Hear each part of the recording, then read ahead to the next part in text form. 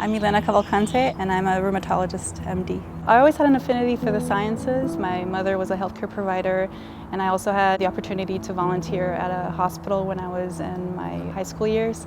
So those positive experiences encouraged me to pursue the field. I treat patients with joint symptoms, autoimmune disease such as lupus. They are conditions driven by inflammation.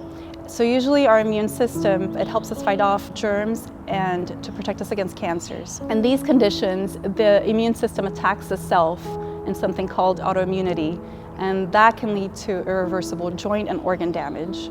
I love the diversity of diseases that I treat in rheumatology, and I like establishing long-term relationships with my patients. If there's a patient with chronic joint pain that is not relieved by typical therapies like Tylenol, non-steroidals, talk to your provider about seeing a professional rheumatologist to see if there's a possibility you have a different diagnosis. So when they come into the clinic, they can expect a workup so we can give them a formal diagnosis for what they have.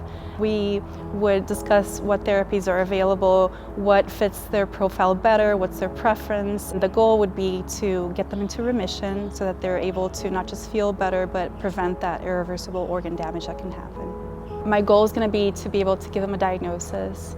Thankfully nowadays we have a lot of treatment options, medications such as disease-modifying drugs and biologics to help not just with the pain and these other systemic symptoms, but also to prevent that irreversible organ damage that can happen and for them to lead healthy lifestyles.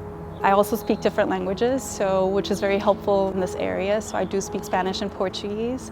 Through Adventist, I'm able to work with the underserved population, which are the people who really need health care. So that's really rewarding as well. I will do my very best to help you feel better so that you have a formal diagnosis. Speak to your primary care provider to schedule an appointment with Dr. Cavalcante. Visit us online to find out how you can achieve better health, wholeness, and hope.